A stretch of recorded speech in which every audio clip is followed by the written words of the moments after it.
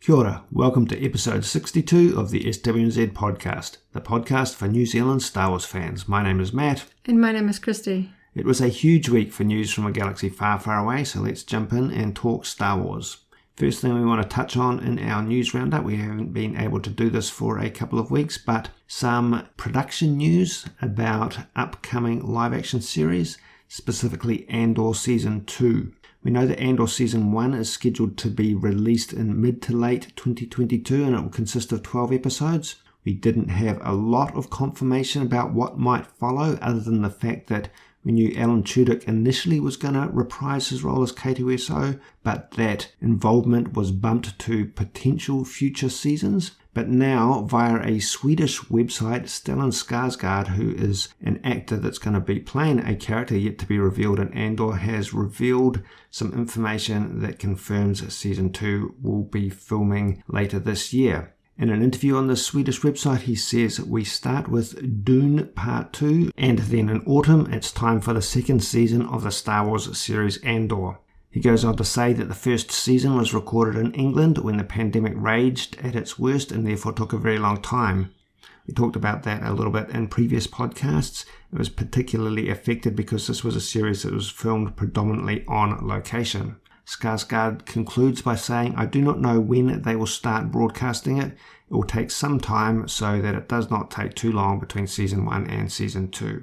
So there you have it. That's reasonably solid information that not only will we be seeing more of Andor, quite interesting news considering that it is a full 12 episodes for the first season, and secondarily interesting that whatever character Skarsgård ends up playing, sounds like he'll be doing it in Season 2 as well, which kind of implies that the story arc that they've got underway is going to be sort of continuous between seasons rather than quite distinct separate chapters. Yeah, it's quite something for a Star Wars actor to be even sort of be able to say that their character goes off onto a second season before the first one's even been aired. You know, we don't know what character, we don't know sort of which side of the Empire versus Rebel fight he will be on. I'm kind of personally hoping that he's on the Rebel side. I can't wait to find out a concrete screening time, knowing that a Season 2 won't be too far behind it. Certainly the year gaps between the Mandalorian seasons or just like live action in general this past year has sort of been hard to kind of cope with. So it's going to be absolutely fun when we start getting this real sort of snowball effect of all of this live action stuff finally hitting us after delays with filming. Yeah, and production's going to be going on continuously while we're watching stuff, so next year should be a lot smoother. And yeah, like I say, we're expecting this third quarter, I think, is what they said in the Disney investors meeting conference. But we don't have a solid date within that 3-month window, but that's just the ballpark. On the topic of Obi-Wan, an Obi-Wan comic series will be coming from Marvel in May. It's been announced on StarWars.com. This is a 5-issue miniseries. I'll just talk about that briefly, and then we'll talk about the wider Obi-Wan situation. This 5-issue comic miniseries is written by Christopher Cantwell with art by Ario Anindito, described as a series wherein he finds himself in his final days on Tatooine, chronicling early adventures in his own journals. The tales that are told span Obi-Wan's entire life as a guardian of peace and justice, including his days as a Jedi initiate, Padawan missions, experiencing the Clone Wars as a Jedi Knight, and facing new threats as a Jedi Master. Now, the other interesting thing about this is there's a lot of rumors swirling around about whether or not this will coincide with the release of the Obi-Wan series on Disney+.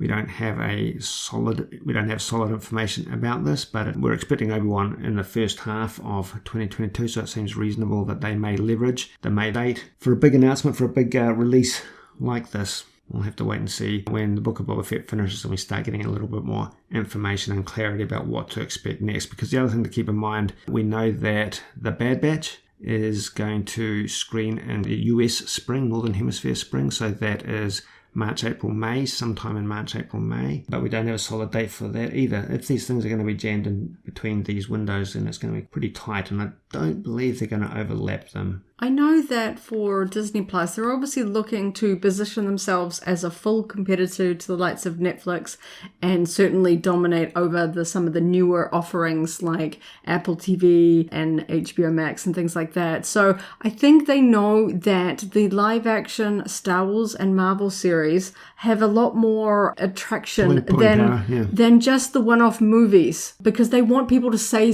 subscribed. They need people to get hooked into shows that will keep going for month after month after month. They don't want just the movies. They know that, like Netflix, you got to release movies every now and again, but I feel like it's Disney Plus's goal to literally have an episode of Star Wars coming out every week with very few gaps in between, because they don't want these lulls where the Star Wars fans were like, well, I've got all the movies on DVD and I just watched the series, so I'll take a 6-month break off where I won't sub for a while, and then when a new show comes up, that's when I'll reactivate my subscription. It could be an interesting experiment to see how much of a continual stream of Star Wars shows we will get out of the 52 weeks of this year. We started already with a show sort of flowing through from very late December. Yeah. So we started the year with episodes. So it'll be interesting at the end of the year to really count up how many weeks out of 2022 did we not have a Star Wars show to watch that week, which is kind of a crazy thing to think. But there's a lot of episodes in total that we're going to be seeing in 2022. And the other thing, just vaguely on that note, is we're coming up on the finale of the Book of Boba Fett, and hopefully, once we've got breathing room after that, we'll get more information about what to expect. What might we see after the credits roll from the Book of Boba Fett in terms of teasing new material? Well, they set the precedent, didn't they, with the Book of Boba Fett? So I'm like, they can't just end it without giving some teaser. A second season, a new show we haven't heard of, giving us a tease for Kenobi or Andor or something at the end. Coming next week. They're not just going to... They want to make sure that the subscribers to Disney Plus don't go, okay, Book of Boba Fett done, I'm going to cancel my subscription right now. They're going to tease something to go, no, hold on. You want to come back next week or in 2 weeks. So I'm as amped as I am for the final.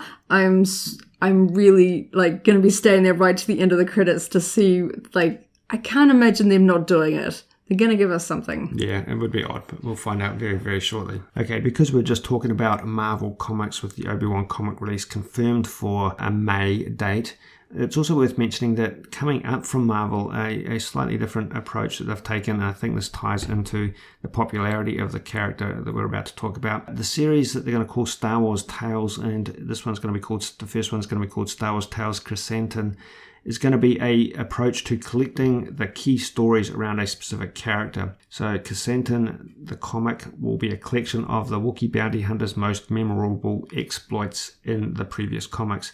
It's going to be a singular one-shot, but it's going to collect together stories from the 2015 Star Wars story arcs, issues numbers 14, 15, and 20, as well as the Dr. Aphra annual, which includes Crescenton's rumble with Obi-Wan Kenobi set between episodes 3 and 4, and his clash with fellow Wookiee Chewbacca. And finally, a look into this Blaster for Hire's Trandoshan Gladiator Pit origins and subsequent quest for revenge. So that's going to be a really good way to really catch up on the backstory of some key characters that we're seeing in particular in the live action series. And I think that's one we personally will hunt down, because I haven't read all of those comics, to be honest. I've read selected ones of those, in particular the Dr. Aphra material.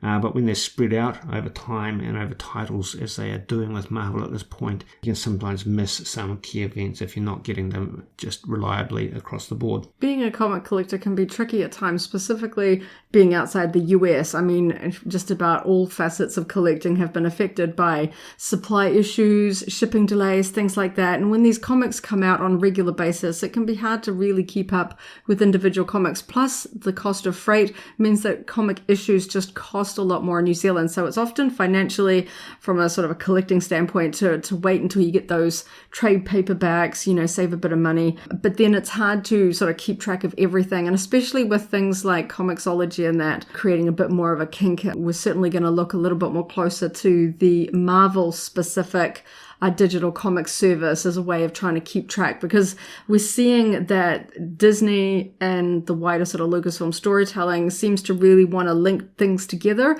I think if you're keen on knowing all of the details, then at least keeping abreast of some of the more pertinent comic issues is going to be like quite intriguing. It's going to really just add to the other material we're seeing. Yeah. But yeah, on that note, we historically have relied on trade paperback collections. I mean, deep historically, I personally have collected every single issue when it was much easier to do so for a variety of reasons. But in this day and age, we've largely relied on picking up TPBs as they come out. But we have been looking at the digital options. On that note, though, I mean, Marvel Unlimited is one option. Comixology is the other main option that has Star Wars titles. Comixology was bought by Amazon about 2014, I believe. And they've just announced that they're going to make major changes, basically absorbing the Comixology brand and current functionality straight into Amazon. The old Comixology website will soon redirect to shop for comics directly on Amazon, and they're describing that you're able to browse, discover, and enjoy, they say, a larger selection of comics and graphic novels. But the problem for those living outside of the US, they say if you live outside of the US, your series subscriptions will not be moved to Amazon. They claim they understand this is a disappointment, but series subscriptions aren't yet available on Amazon outside of the US. That's quite a big diss to a pretty broad population of, that have been paying the money up until this point. So we'll put a link to some of the FAQs associated with that. You'll still be able to use Comixology to get Star Wars titles, but you won't be able to undertake a series subscription as you were able to do previously with the Comixology functionality. We've got a couple of other just random bits of news to round out our news coverage for the week. Just scrolling through Facebook, I follow Phil Tippet's Tippet Studios. He put out a video recently that was kind of fun to watch, just a 4-minute look at the more recent remake of the Dejarik scenes for The Force Awakens. Now, this video has probably been available elsewhere, but it was just shared on the Tippet Studios website, and we took a look at it, and there was some fun material in there, some fun trivia, so we'll put a link to that because that is something that is just kind of worth watching. I love that sort of behind the scenes stuff. They take a look at, along with John Berg and Dennis Murin, they take a look at the origins of the Dejarik chess stop motion scenes from A New Hope, and they go into how they reassembled the scene for The Force Awakens. Interesting bit of trivia. Phil Tippett, absolute genius and master when it comes to creature creation and stop motion in particular, says that the Mantalian Severip, which is one of the hero creatures that actually wins the match in A New Hope from memory, the Mantalian Severip was a puppet that he made, a articulated stop motion puppet that he made as a kid that he originally showed to George Lucas for the cantina scene, but which instead spawned the idea for this hologram chess. And just rounding out our news coverage for the week, a little bit of excitement on Trade Me, the local auction site, where we saw a handful, half a dozen carded Toltoys Star Wars action figures, from the first 12, Han Solo, Darth Vader, Princess Leia, Luke Skywalker, C-3PO, and Ben Kenobi in particular, sell for some very, very impressive values. These were quite sought after pieces, quite hard to find with intact bubbles, figures carded with intact bubbles. Han Solo went all the way up to 10k. We were expecting these to get well into the thousands, but I wasn't quite expecting this to necessarily go all the way to a 5-figure value. Darth Vader sold for 9,550, Princess Leia a little over 6,000, Luke Skywalker a little over 8,000, 3PO pulled in 9,000, and Ben Kenobi 9.6k. Interesting to see this sort of exciting bidding war, and interesting to know that the person who originally listed these didn't have a full appreciation for their value at the time they listed them.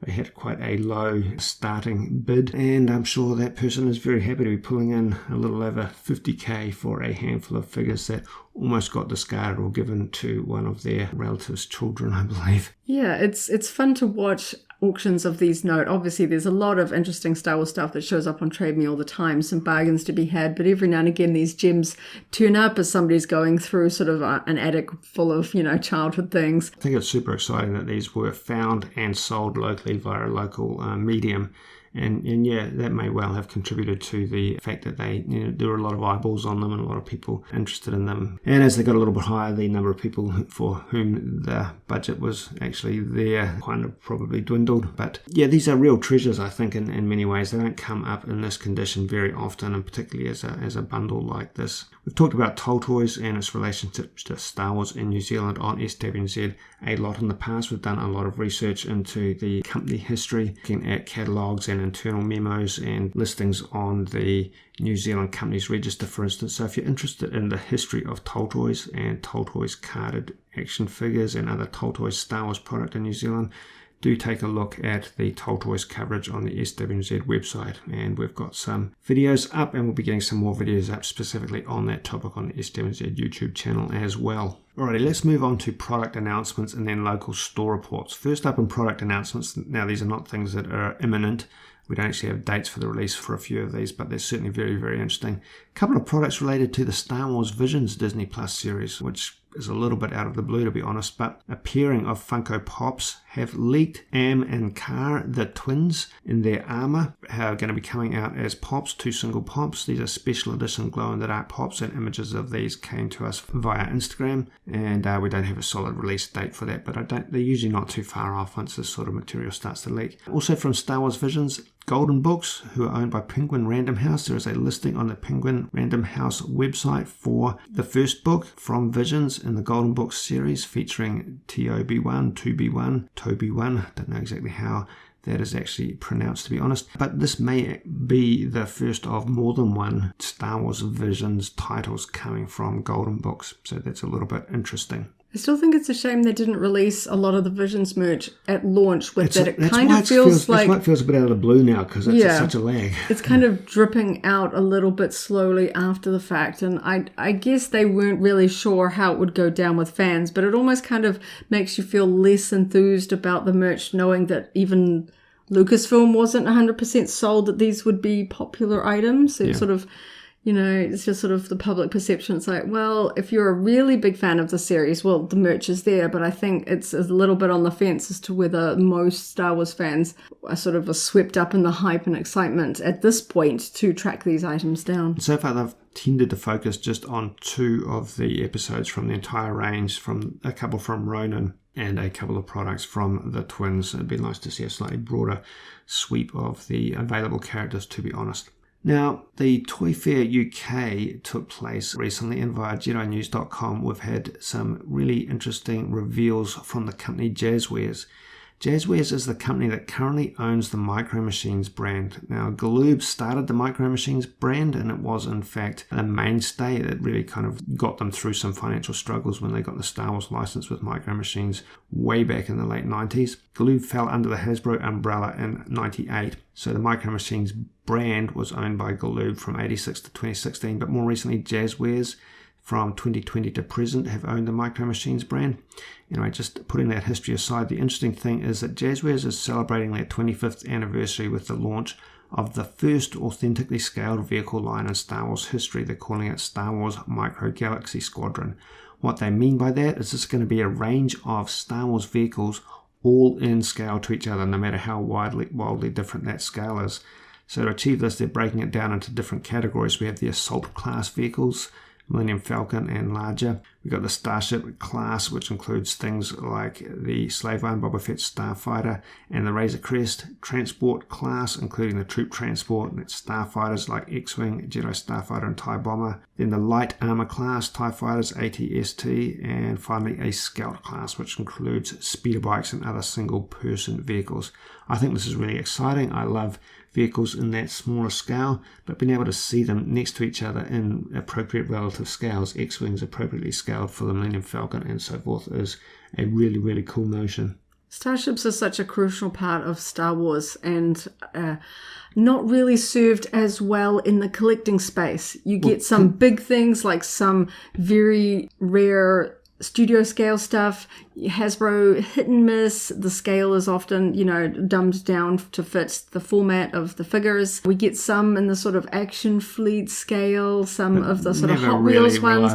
But no, you kind of get the same ones over and over. TIE Fighters, Millennium Falcon, X-Wing. Even if you go into the tabletop miniatures, there's not all of them there because they have to fit within the gameplay. They have to fit within the scale used. And so it'll be really interesting to see just how vast this range is, and I love the idea of it being, sort of relative scale to each other. So I hope we manage to see these locally. If not, we'll have to source them internationally via the internet and so forth. But I do believe there are Micro Machines product on the shelves of New Zealand retailers as we speak, so it's not completely off the cards that we'll see these on local stores. Handful of products that have shown up locally that we want to mention. Really interesting if you're into the Gentle Giant, now Diamond Select Toys mini busts, to see that the Dark Rey 1/6 scale bust, this is the Rise of Skywalker version of Rey, obviously, it was a New York Comic Con 2021 exclusive, and it's been out for just a little while now from a couple of retailers, but the New Zealand Mighty Ape pricing is $189, which is really quite hard to beat, particularly for a exclusive figure. So 1/6 scale bust available from Mighty Ape now. We'll put a link for that down below. Also at Mighty Ape, a few new Mandalorian t-shirt designs. Now I know there's been tons of Mandalorian t-shirts across the board, but these are quite neat sort of full bleed prints, edge to edge prints. So they're coming in at $59 and in most sizes featuring the Mandalorian, and there's some other more standard versions as well, just new. More links for that down below. We saw some interesting Valentine's Day themed products at EB Games recently. Valentine's Day pillowcases and t-shirts. A pillowcase comes as a pair featuring Han and Leia and the famous "I love you, I know" quotes. $34 for the nicely packaged pair. And a couple of t-shirts. Slightly cheesy, I have to concede, but that is the way things come out for Valentine's Day on the whole. There is a t-shirt featuring the heart-shaped Death Star and the quote, "You make my heart explode" for $29. And in a woman's t-shirt cut, "You're the Obi-Wan for me," also at $29. When it comes to Star Wars t-shirts in New Zealand, EB Games is consistently one of the most affordable places to go. When Warehouse does have stuff, and same to be said for Kmart, they tend to be very cheap, but it's on the whole very rare and very, very basic prints. The last one that Kmart stocked was just a classic Star Wars logo, and I'm sure we all have something there. So I really do appreciate EB Games consistently has Star Wars licensed apparel. We saw stuff for summer, we saw stuff for Christmas, Halloween, these sort of fun variable themes that we tend to have to look overseas for. So I think that these are really fun and a lot cheaper than some of the imported stuff from the likes of Mighty Ape and some of the other stockists that we end up inevitably paying a bit of a markup. Yeah, no, that's a fair description. The thing is that there's almost always something from each of the major franchises that they're looking at any point in time. So there's almost something Star Wars there, and it's always topical, and it's often exclusive and new, unique designs. A lot of their designs are specifically EB Games exclusives that will say something like Electronics Boutique or Zing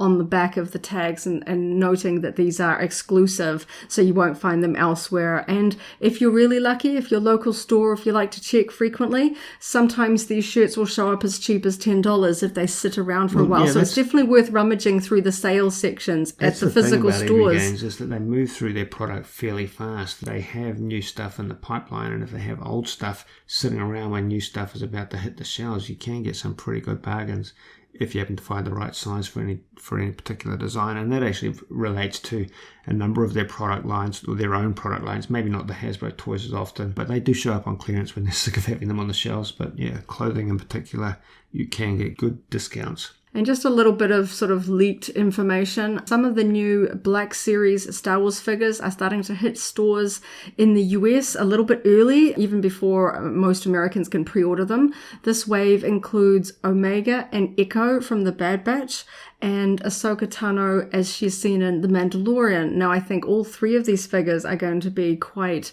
popular. Ahsoka always sells well, and this is her new outfit look from The Mandalorian. So if you're collecting Mandalorian figures, she's going to be a must-have in that lineup. And then, of course, we have two very, very important characters from the Bad Batch. So if you are collecting your lineup for the Bad Batch, of course, you now have Echo with his mechanical arm and his new Bad Batch gear, and of course Omega. And so I'm definitely looking forward to getting more info about when they might be showing up locally. Yeah, one way or another, that sounds like it may be one of the next waves that we see locally. So yeah, we'll share information about those when we hear that they have hit local retailers. Alrighty, episode 6 of the Book of Boba Fett, From the Desert Comes a Stranger, directed by Dave Filoni, written by Jon Favreau and Dave Filoni.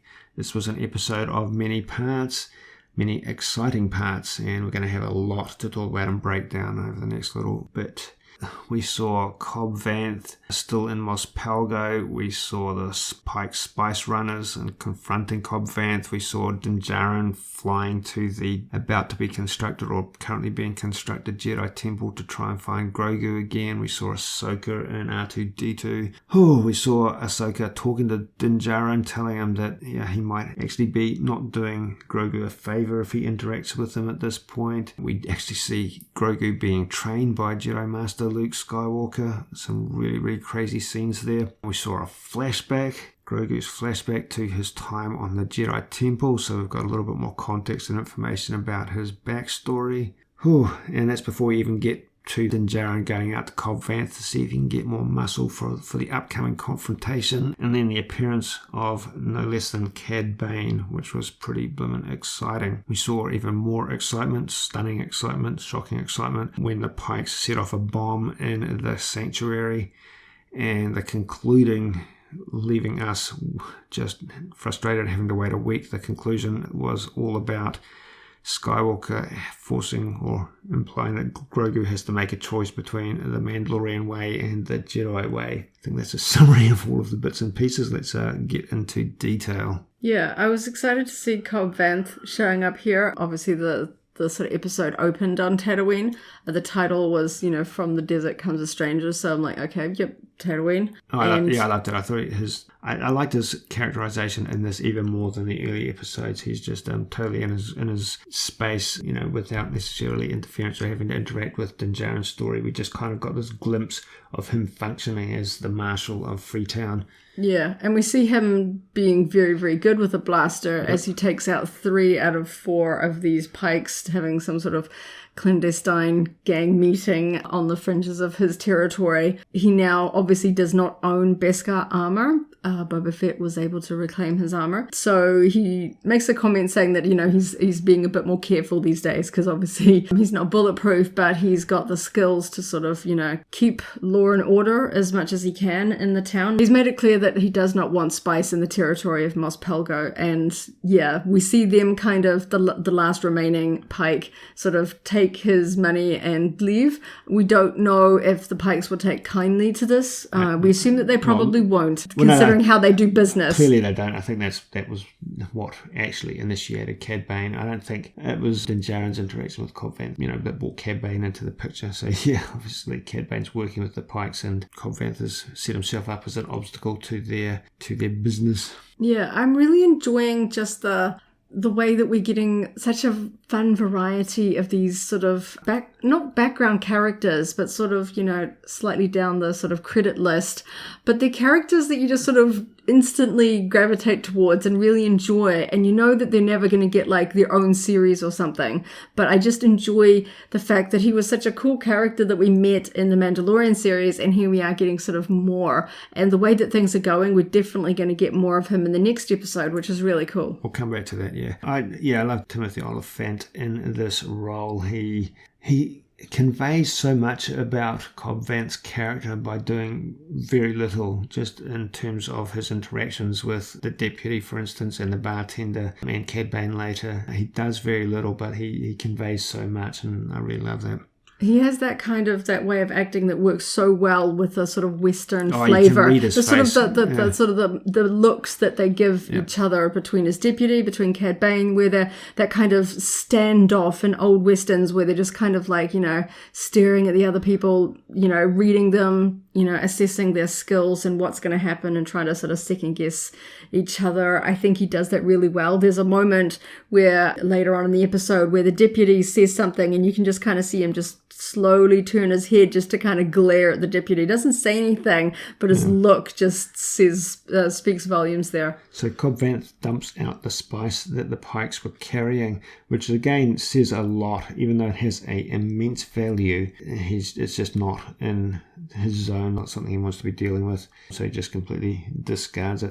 Next scene was amazing. A silver Naboo N1 flying into a green planet. As soon as we saw that, we had pretty much knew that he was heading to Grogu. Didn't know exactly where it would be. Didn't know exactly at what point in time, Luke's setting up the temple might be taking place. But as soon as the N1 touches down, interacts with R2-D2 and gets taken to a construction zone and a little bit of a clearing, we're kind of blown away by we see these very early startings of what we recognize as the Jedi temple that we later see in the flashback scenes in The Last Jedi. Yeah, so that he's in the last episode, he said that he needed to visit his little friend. So I wasn't expecting them to sort of jump into this. I thought this might be kept hidden for a bit. And then, of course, as he's flying into the screen planet, we see the little sensor of R2 pop up. And you're like, oh my gosh, that's R2. This means he is going to go find Luke and Grogu. So that kind of set it straight off without even having to... Specifically referencing The Empire Strikes Back, where we start on R2-D2's life form scanner when he's looking through the Hoth, through the hangar bay doors on Hoth, and he pan down to see a full reveal of R2-D2 no less. Yeah. So he kind of gets led through to where the building is being built, and there's all these kind of neat ant-esque big droids finding rocks from the forest, bringing them in and stacking them all very neatly to make the sort of dome stone building structure. And obviously Mando's like looking for somebody to talk to because these droids don't seem to be interacting. And so the droids make him a bench. He gets the idea, okay, I'm going to be waiting for a while. So he lays down, and then we jump to Luke with Grogu, and they are off sort of on a little hill under a tree doing some Jedi meditations. We get a moment there where Grogu's learning to pick up a frog, and Luke picks up many frogs, and then they sort of go for a walk and then reference Yoda. And then as soon as he starts talking, I'm like, okay, yeah, he talks about Yoda, references size matters not, and also references the sort of do or do not. There is no try, classic sort of Yoda teachings, which is kind of fun. Obviously, he had some time with old Ben, but he probably considers Yoda to be his foremost master because he would have spent the most time doing his Jedi training on Dagobah. So this was kind of a fun callback to it, especially later on in the episode. But before we get to that, he starts referencing the connection to Yoda, whether Grogu will remember his childhood or his planet, or basically inferring to home. And as the audience, you're like, okay, are we going to see Yoda's home planet? What will Grogu consider to be home? And then as Luke places a hand on him to help him remember, obviously using the Force. Vulcan mind meld, Yeah, we suddenly jump back to seeing Order 66 being carried out within the Jedi Temple on what we assume is Coruscant, because it's in a corridor. So we see the 501st blue and white clone troopers that Anakin marched up the Jedi Temple steps with, and through unnamed, unrecognizable Jedi. Yeah, it seems like 3 Jedi in front of Grogu. He seems to be being held or protected by in some way. We don't see anything sort of behind Grogu. It's all kind of centered. The sort of vision effect on these shots is reminiscent of Anakin's kind of Force nightmare. It kind of has this sort of blurry edges to it, which I think works really well. And through Grogu's eyes, we see the 3 Jedi in front of him get killed by the clone troopers, which is, I know, piecing a lot of puzzles together for the fans that have like wondered about Grogu's history way back when we first kind of know that really he's Force sensitive. Yeah, to know that he was at the Jedi Temple at that time. It raises the completely unanswered, and it's at this point largely unanswerable question as to who still saves him and takes him away. What is his fate after that point in time? So I hope they don't completely leave us there. We might not get more about that until Mando season 3. I will mention a little thing that some people noted on the wall, because we're trying to work out what's going on, who's involved. There is a very intentional symbol on the wall of this corridor that the scene's taking place in, and it's been identified as relating to Barriss Offee, which is a little bit of a curious move, because she basically went dark side in the Clone Wars. But at this point we do know that she has not died. She was imprisoned. Whether or not that will actually come into play, we do not know, but it is worth mentioning it was not accidental that symbol was visible for one reason or another. Yeah, like just an aside note, I was always rather sort of, as a Barriss Offee fan, slightly bitter with the storyline twist that they gave her in the Clone Wars. I know a few other Barriss Offee fans were quite upset that they didn't just sort of create a new character for this plot. So she had a very complicated storyline. Yeah. If they bring her back in an interesting way, because if she was a true Jedi, if she had stayed on the light side, she would have been executed alongside the clones, with Luminara and Ayla Secura and all of the other characters that we saw killed in episode 3. So it's intriguing if they find a way to bring her back. It's a little bit of a stretch, but the thing is, Dave Filoni straight up said when he was talking about the Clone Wars episodes that she was in, that there was one version of the story where she died rather than being imprisoned, and he said he chose the story arc where she was imprisoned because he had further ideas for her story. So maybe at some point Filoni had a redemption arc storyline, so we may not even be talking about Book of Boba Fett at this point here, but we may be talking about just Barriss Offee in general. But a potential redemption arc is not completely off the cards, or some other positive involvement. Yeah, we know that Dave Filoni can come up with some really twisty ways of connecting things together, bringing characters in and things like that. And he doesn't sort of just leave characters alone.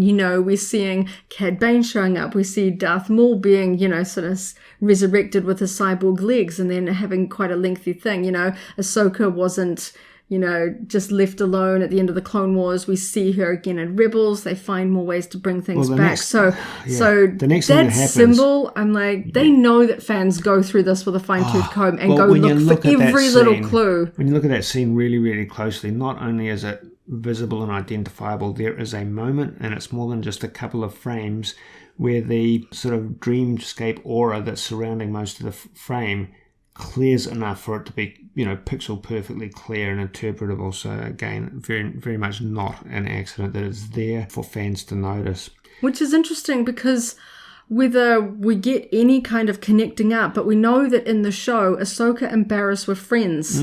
Ahsoka knows Barriss very well, so it would be interesting to see if this comes up in any way in the Ahsoka series. Is Barriss actually out there running around, like what happened there? Did Barriss, somehow smuggle him out, and because she was on the dark side, the clone troopers didn't really go after her? Or what happens there?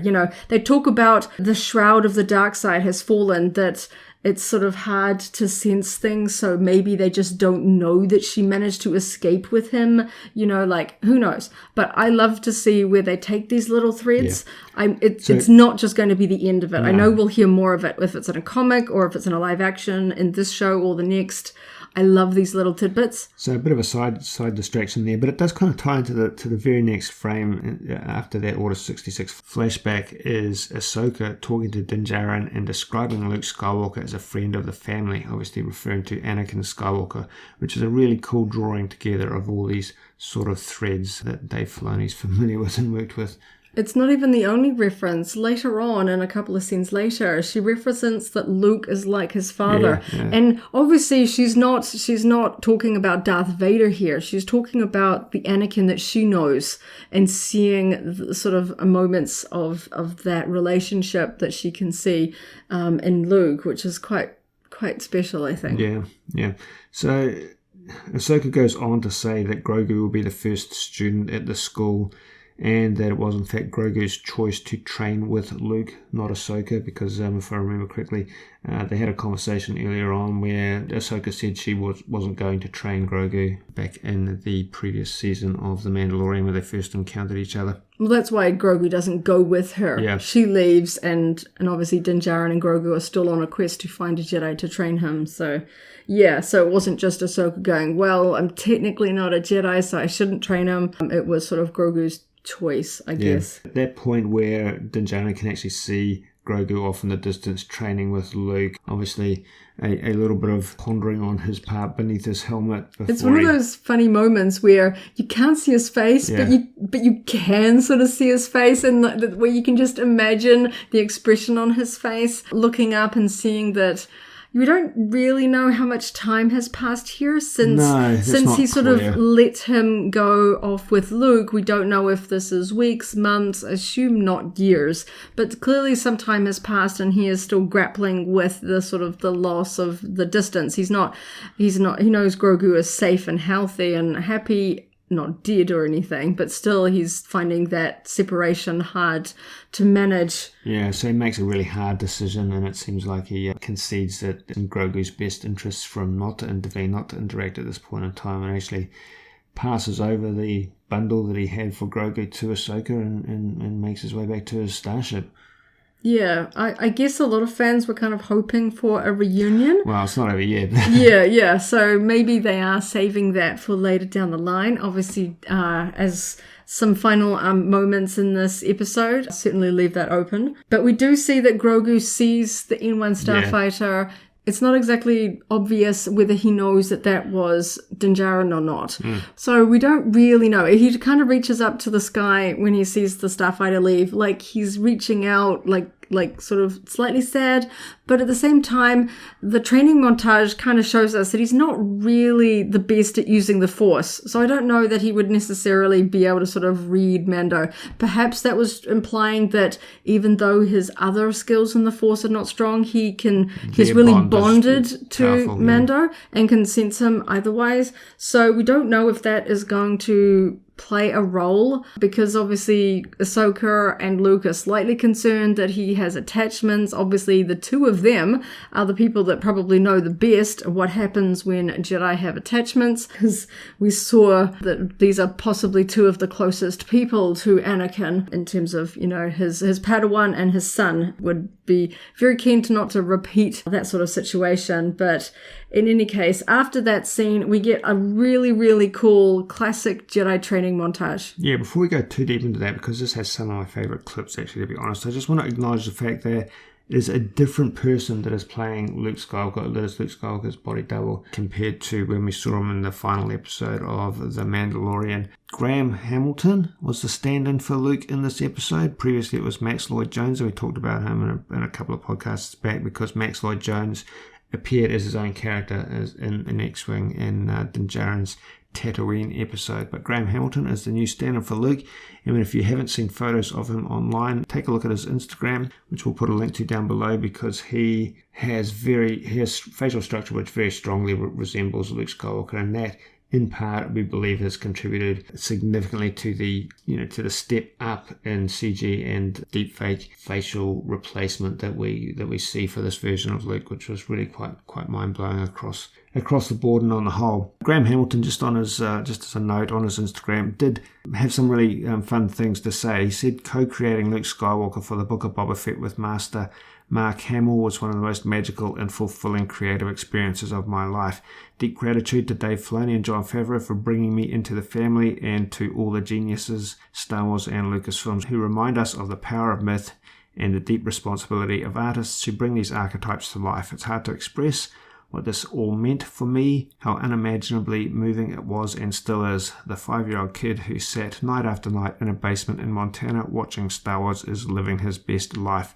Just a interlude there, but I thought that was really quite fun to acknowledge and to hear how passionate he was and how appreciative he was as to being able to contribute in this way. I know as fans, we're very aware of the significance of seeing Luke Skywalker on screen again. So I think it's really appreciated by the fans and the viewers to know that the person that's kind of stepping in for Mark Hamill here is fully aware of the importance of and how incredibly amazing it would be to be in that position. So we move into a training montage where Grogu is in a backpack, which is very similar, if not identical, to the one that he carries Yoda on Dagobah.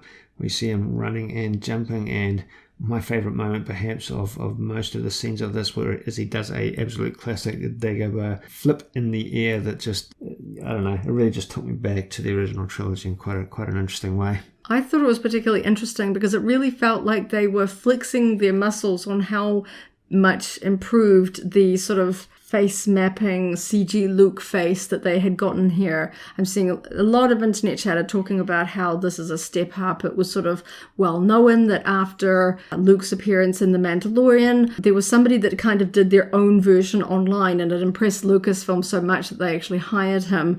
And it seems like their efforts to improve on the last season's sort of CGI Luke face have really paid off. Yeah. Because when his face is seen in The Mandalorian, he tends to stand very still. Obviously, it's a lot easier to map a CGI face, deep fake, whatever, onto somebody that's standing still and not doing a lot of movement. In this one, he is moving around all over the place. He's flipping, he's running, he's doing lightsaber practice and things like that. The camera also feels a little closer to his face at times. And more complex facial expressions and head movements. Yeah, it looks like, I mean, you know, I know some people are always going to nitpick, but honestly, it looks like they cloned, 1983 Mark Hamill. It was really quite amazing. And I think it really allows the audience to get more into the emotion and the storytelling than sort of taking back, trying to critique the CGI. I mean, if you go back and look at just about all the Star Wars films, there are elements of computer wizardry that were amazing in their time and then date a little bit. I mean, we know that they always go back and tweak the lightsabers a little bit. Jabba the Hutt and the special edition of A New Hope. Like, I mean, the whole thing about ILM has always been progression, doing the best that they can with the tools that they've got at the time. And then in 10 years, 20 years, 30 years down the line, they can do better things. So I'm just excited to see where this is going because it unlocks so much storytelling potential within Star Wars, and I'm just absolutely loving seeing Luke doing more than just standing there. The other callback to the original trilogy that really was fun was the use of John Williams' themes, Luke's themes during this training montage. Just a little bit in there, and I actually enjoyed the music on the whole, some of the other music that was written for the Book of Boba Fett specifically, but the way they blended it with Luke's themes, John Williams' material, really, really, I don't know, just helped with that bond back to the original trilogy. Particularly evident in some of the quieter moments. I thought it was really quite neat seeing Luke's face on screen again with sort of classic music playing. It was just, it was hitting home. Yeah, so we see him working with his green lightsaber. We see the Jedi training remote and teaching Grogu by demonstration, but also by the use of the training remote. Yeah, he's finally getting Grogu to jump more, and then we get this sort of montage of Grogu jumping a lot. Picks it up fast. Yes. Because he's motivated to not get zapped by the Jedi training remote. And during this sequence, Ahsoka comes in to kind of come and check in on them. And obviously she now has the little Beskar gift that Mando has given her to sort of pass on. And we get a couple of moments. This is when she talks to Luke. He's kind of seems a little bit unsure about his abilities as a Jedi Master. This is obviously the first time he is really properly training a Jedi of the next generation. It's a big decision to set up a temple for him. I think take on that level of responsibility for a whole new generation of Jedi. So it's obviously on his mind just a little bit that he wants to do things right and take advice where it's available. It also implies that he hasn't been able to find other Force sensitives to train if Grogu is the first. And so he's sort of a bit unsure. He says that he's not sure if Grogu's learning or just remembering, because he knows that he would have spent time in the Jedi Temple, so he's not really sure if it's his ability as a teacher that is seeing Grogu's abilities improve. And Ahsoka sort of comments that sometimes the Padawan leads the master. Obviously, she has her own attitudes about the sort of Jedi master-Padawan relationship due to her. She was always very confident with Anakin. She always had her own ideas and didn't always take instruction lightly. So I think she sort of has a little bit of a balanced view here. And of course, she has more experience with the classical, old-school, prequel-era Jedi training, whereas Luke has only gotten sort of a very condensed version of it through Yoda, of course. And then she goes to leave and Luke says, "Will I see you again?" And she kind of looks a little bit sort of contemplative and says, "Perhaps." So I feel like that's sort of left open. We don't know. I love seeing those two together on screen. I do hope we see more of them, but I know that that could just be a big tease for the audience, that they don't have something specifically in mind for that, but they want to leave the possibility open, because we know that they've got Luke down. They can put him in anywhere that's going to fall within the correct timelines. We know there's an Ahsoka series coming up that is going to be around a very similar time frame, because it's going to have Rosario Dawson portraying Ahsoka. So it's going to be in a similar sort of time frame, I would imagine. So we don't know whether we'll see Luke showing up there as well. Kind of fingers crossed, because I think that would be fun. Right, so Din Djarin's flown him back to Tatooine at this point. You mentioned earlier, and I think it's a kind of an interesting point, that you would have loved to have seen what vehicle Ahsoka's actually flying at that point. We just see her wander off wherever that's parked, just as an aside. But yeah, so Din Djarin returns to Tatooine in his N1 and actually approaches and flies into Jabba's Boba Fett's palace, where a strategy meeting is taking place. They've got Kassantan, they've got the mods, they've got Din Djarin just showing up, the Gamorrean guards and so forth, all around a hologram, just having a bit of a conversation about what resources they have and what resources they need. Yeah, it sounds like the mods have sort of been doing reconnaissance. They're very good with all their sort of tech at spying, not so great at the fighting. They talk about needing muscle, experience and things like that, and that's obviously they've got where tech and weaponry, but not necessarily just longevity in terms of learning and gaining. They've got a level of street cred, but not necessarily street skills to the extent that a lifelong bounty hunter or gladiator would have. Yeah, because we've now got the likes of Din Djarin, Fennec Shand, Boba Fett, and Black Chrysanthemum, and these all have, whether we've seen it on screen or depicted in comic books, but that we are very aware of how very talented all four of these characters are, but they know that they can't take on the entire Pike Syndicate on their own, that they're going to need a little bit more. They kind of need foot soldiers, I think they said. Yeah. Yes. Yeah, so Mando says he can help with that, about them needing foot soldiers. It takes off again. We get a cute little flying montage. We see him flying over Tatooine. He passes by a Jawa sandcrawler. Obviously, this is in the same area as where they killed the Krayt Dragon in the Mandalorian series, because this Jawa sandcrawler has a huge Krayt Dragon skull mounted to the top of it, which looks really quite cool. That would be awesome to see in action figure form or something like that. But yeah, and they kind of wave up at Mando flying overhead. I don't think whether they would know that he was one of the ones that helped kill it, but it's kind of fun. They seem excited to see him. And then we see that Mando has gone to Mos Pelgo to look for Cobb Vanth, because the two of them know each other. He helped them. I guess the Krayt Dragon might have just been sort of a gentle reminder to audiences why these two people know each other, what they did together the last time we saw them together, which was obviously take down the Krayt Dragon that was sort of terrorizing the town. They go inside for a drink. We see again the Krayt Dragon bones are sort of decorating the inside of the bar at this point. Well, they're going inside for a drink. Din Djarin offers to buy Cobb Vanth the drink. I thought for a moment there Pedro might take off the helmet, but alas, that wasn't going to be the reveal. Yeah, we don't know whether he's going to be extra careful because he feels like he got a telling off and has now got to sort of prove it to himself that he... As a side note, Pedro's really busy at the moment filming The Last of Us, so a lot of the body work is being done by the stunt doubles, and he's just doing voiceover work, so maybe we're not going to get that lucky to see another face reveal.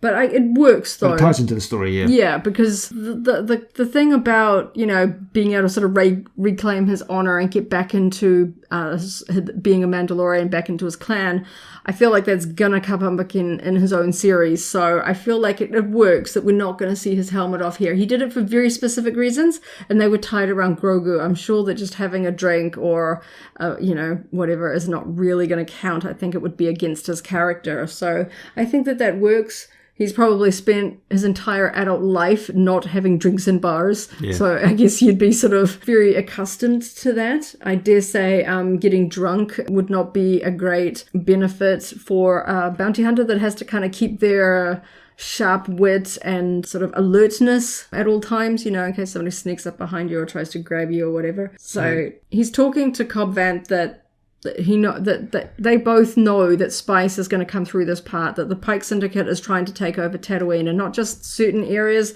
but all of Tatooine. So, yeah, a little bit of an exchange where some fun lines actually, but Mando says to Cobb Vanth that there's no easy way to ask for a favour. I think Cobb Vanth replies something along the lines of, that's the thing about you, your huge smile makes it easy for you to talk anyone into such things. So Cobb Vanth does start to come to an understanding about what the threat is, and he says he'll see what he can do. And on that note, Din Djarin does depart, and Cobb Vanth talks to the bartender. He says he needs to get the people of the township together for a group meeting where they're going to either put it to, his plan is to either put it to vote or one way or another talk them into defending things as required.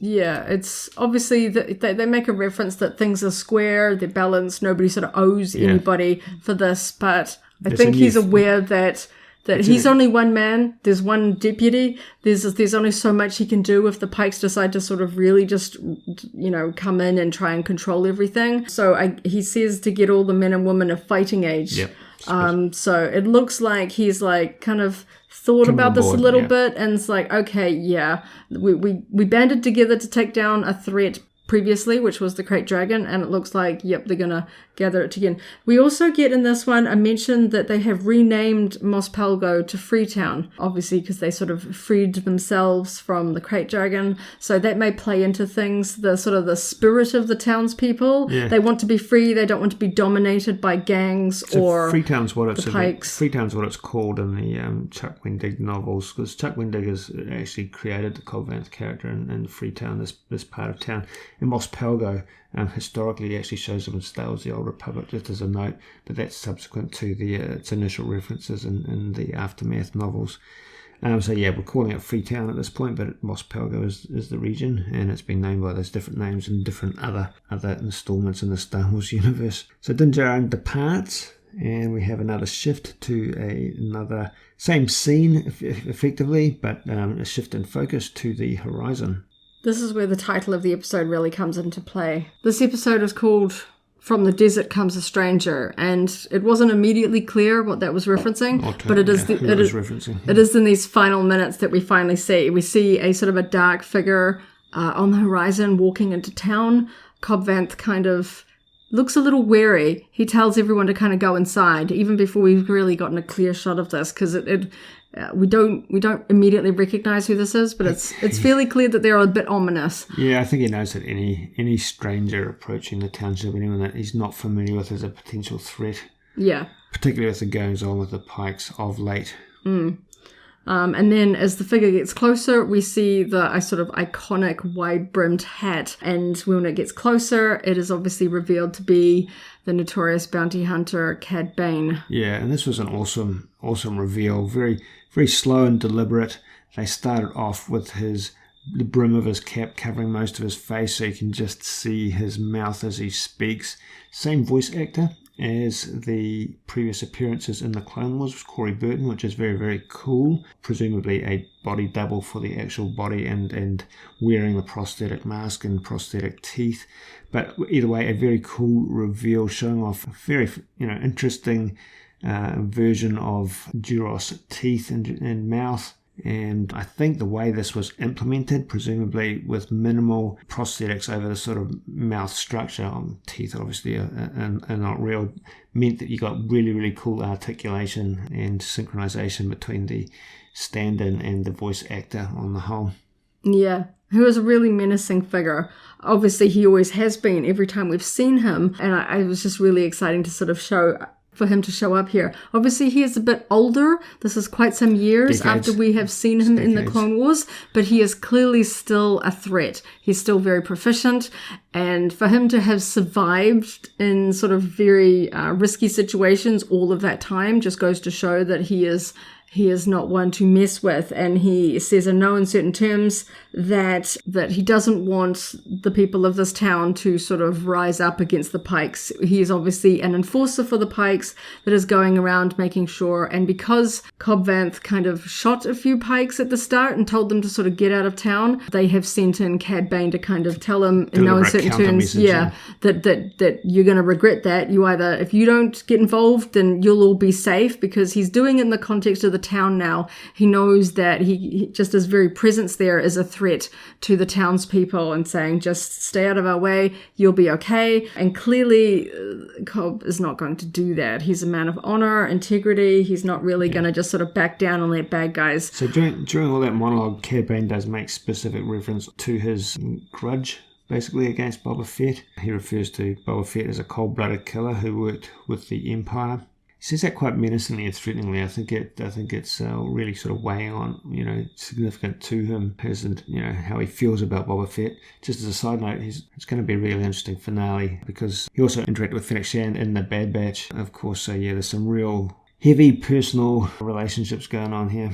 Yeah, it's be really interesting because I don't think this is going to be the last that we see of him. I'm sort of gearing up, and I guess a lot of fans would be, to see him involved in whatever conflict is coming in this final episode. He remarks to Cobb Vanth that you should have never have given up your armor, basically a threat, like, you're wearing no armor and I'm a great shot, you're not going to stand up to me.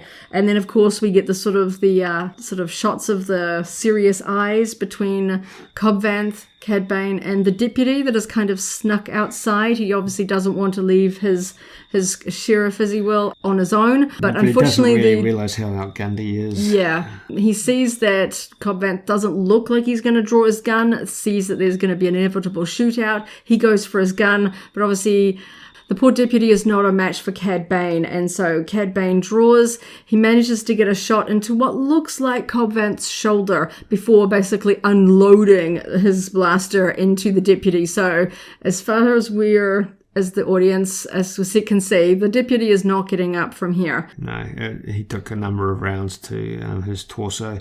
Cobb Vanth, on the other hand, we've been talking about him as a really fun character that we really like. So we, as well as many others, really would like to see him again, and we're hoping that that's going to be the case. The things to note on that particular topic is that as soon as it's safe, as soon as Cad Bane has departed, the townspeople rush over to him and seem to render aid to him. And if you freeze frame it really carefully, it looks like the VFX guys specifically made the blaster bolts hit just his shoulder, not his main torso, not any vital organs or anything there. So I'm still holding out pretty reasonable hope that we will see more of Cobb Vanth yet, that this is probably just going to enrage him, just to steel him to fight back more than anything.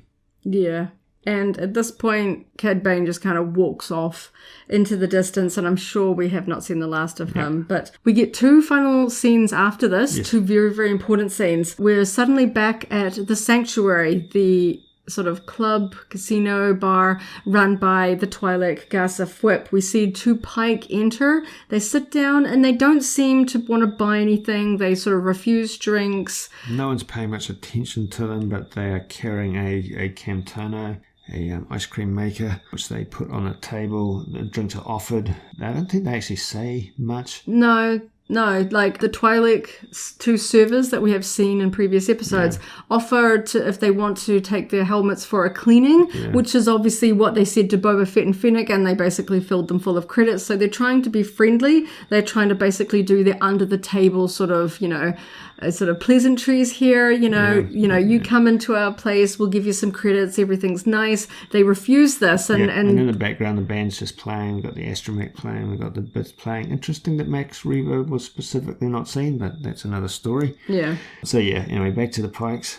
They get up and leave, and a server droid notices that they left their Camtono and kind of picks it up and holds it up and sort of, oh no, you left your Camtono. At this point, the Pikes are just out the door, and you can see just this brief moment of sort of realization in Gaza Fwip's eyes. She's standing just in front of the server droid before a massive explosion rips through, and obviously the Camtono this time didn't contain credits. It contained an explosive, a bomb of some sort, and it looks like everyone inside is annihilated. It looks pretty devastating. We see the explosion go out onto the street, out the front door, so we know that anyone in the vicinity is probably not surviving. Certainly not Gaza Fwip, as she was standing so close to the server droid that was holding it. That is the unfortunate presumption. I mean, they show it as an external shot. Maybe that was because it's easier. Maybe that's because there is some other story element that's yet to be revealed. But an explosion from a container somewhere in the middle of the room that blasts out multiple doors and windows kind of implies that the sort of blast radius, the devastation radius, is most of the interior. So we're presuming that there's no survivors at this point. We know that some of the other gangs in Tatooine frequent this bar. Yeah. So we know that Trandoshans, and it might be seen as a bit of a sort of trigger point. Yeah, towards some of the, because they don't know whether they were specifically targeted and just happened not to be there that day. But yeah, I think it's going to send a bit of a warning shot to just about everyone. It's kind of curious. I'm not 100% sure what their motivation to do that was, who their target was, or what the message they were trying to state was. But I guess that would become clear. It's in terms of the story, it is possibly going to raise the hackles of some of the other gangs as well.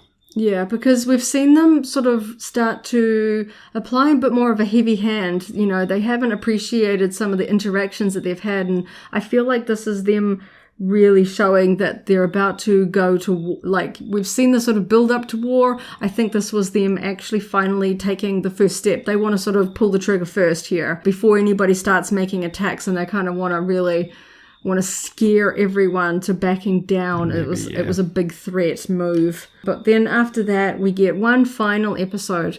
We are back with Luke and Grogu on the as yet unnamed Jedi training planet. We don't know the name of this planet yet. First revealed in the sequel trilogy, but just described as a secret planet at that point. Hasn't been actually revealed, hasn't been given a name anywhere, and we still don't really know its name, which does raise the question as to how Dejarik found it. I guess he still had the capability to track Grogu at some level in the same way that when he originally found him. Well, we know that there was a tracking fob for Grogu. Yeah, that's what I mean. So I guess, yes, we just assume that he still has that in his pocket, or maybe he, basically copied a dupe. It's supposed to be a secret location. But we see Luke sitting on the floor with Grogu with sort of a piece of fabric spread between them in the newly completed Jedi training building with all the stones. And he is giving Grogu a choice. He lays out the tiny chainmail shirt from the little bundle. So we now know, yes, it is a little chainmail shirt made out of Beskar. So that was the clue from the rings that we saw the armorer making. We didn't see the final product, but it's very cute, very small. And then the other item that he puts before Grogu, he pulls out Yoda's lightsaber, and he says, "This was my master's saber." I guess Yoda had it at some point. I believe he dropped it in the episode 3 fight with Palpatine when they're fighting in the Senate, but I assume he must have had it with him on Dagobah at some point for Luke to have it. I guess somebody will put all the puzzle pieces together and figure out exactly how that kind of went through the sort of chain of position, and then basically tells Grogu that you can only choose one. Grogu seems excited. He sort of leans towards the chainmail and then seems really excited by the saber. Yeah. And Luke is like, which one do you choose? You can be a Mandalorian or you can be a Jedi. He seems to not really want him accepting both, because he knows that Mandalorians are all about kinship and closeness and sort of fierce bonds, and Jedi have to kind of let go of all of that if you're going to sort of walk a pure light side path. And then the episode ends with sort of Grogu looking up, and you can imagine his sort of young mind trying to grapple with this lifelong, very important decision. We don't know if he will have to make a very we don't know for sure if it's a decision or a test. Yeah. But either way, it's a lot for him to deal with, and he has to come up with a right answer that's going to be very, very significant one way or another. Yeah, because obviously the Jedi need to rebuild. They need to find anybody to train. They might not be able to afford to be quite as picky about the circumstances of the Force users that they find. Well, they probably won't be recruiting them from such a young age, as was historically done as a starting point. Because there were a lot of Jedi, so they would find the younglings around the planets, because people are like, oh yes, my child is Force sensitive, off to Jedi Training Academy you go. But seeing as that's been now decades since that was established, it's not like people were offering up their Force sensitive kids to go training. And Luke is one guy, he's not going to be roaming around. We knew it took a fair amount of effort for Grogu to reach out to the Force and find Luke, and that was only because Ahsoka instructed them to do so. So not too many Force sensitives would have any idea that there is a Jedi Master out there to possibly find. So we don't know how picky people are going to be. This might just be a little bit of a throw off for the audience. You know, is he going to stay with Luke and become a Jedi? Is he going to go back to Din Djarin? I mean, it sets up a lot of questions, which I don't think they're going to have the time to dive into in the final Book of Boba Fett. I know the critique of this episode is that we only got a very brief look at Boba Fett during the sort of strategy meeting in his palace, and he didn't say anything. So we've had 2 episodes where Boba Fett essentially hasn't really been in them or said anything. And I feel like there's so much story that they need to somehow wrap up in 1 episode left. I don't know how they're going to do it. This thing better be like an hour or 2 hours long, because we've still got a Rancor that we haven't seen properly. We've seen its claws. We haven't seen it awake, Yeah, we saw it lying down, kind of being depressed, and they're talking about training. I really thought we'd get a little bit of the training and stuff like that, but honestly, still super, super excited for what we have seen in this, and it really does keep hammering in. I know I say it a lot, but this really does open the door so big for the all sorts of references, the way that characters can jump across. You know, I never thought after seeing Luke that we'd be seeing him again so soon. And in the Boba Fett episodes, you know, obviously Boba Fett and Luke have they've crossed paths a bit in the original trilogy. And then seeing, you know, Ahsoka coming in, seeing R2, getting all sorts of characters and things showing up. So it's really interesting to see what that might mean for future episodes, how many classic characters, new characters are going to cross paths and all sorts of things. So I cannot wait for the final episode. This is, we know that previous finals have kind of just been like mind-blowing, and this has just had so many elements in it that I just don't know how on earth they're going to do this final episode. Well, fortunately, not too much longer to wait, but yeah, it could go just about anywhere in terms of all the threads that are currently open at this point in time. I mean, it could just be completely open-ended and it's not actually resolved, and they're like, hey, check out season 2 coming in this month, you know, like, oh, nah, you know, like it could be quite a cliffhanger, you know, unless this thing is 2 hours long. I don't know how else it can be wrapped up. All right, well, we'll be talking about that very, very soon at this rate. We'll talk about it in our Twitch channel straight after the episode screens. There's a link to that below as well. You can just listen into our Twitch channel shortly after the end credits roll. And of course, we'll be talking about it in next week's podcast as well. Really big episode, really big podcast this week, but that's about it for today's installment. I guess we're done doing talking. If you've got any thoughts on topics we discussed today, we're definitely keen to hear them. Leave a comment on the YouTube page or our website page for this podcast. Thank you for tuning in. We appreciate you taking your time to listen to us share our passion for Star Wars. Stay tuned to our website, SWNZ.co.nz, for Star Wars news for New Zealanders, and another podcast episode next week and every Tuesday. Don't forget, you can jump on over to either our Facebook group or the SWNZ message boards to discuss all the latest Star Wars news with other Kiwi fans. Kia ora, kia noho haumaru, thank you for listening and stay safe. Turou Hawaiki, may the Force be with you. If you enjoyed today's podcast, go ahead and like the video, check out the SWNZ Podcast playlist for our other episodes, and subscribe for alerts about new episodes. See you next time.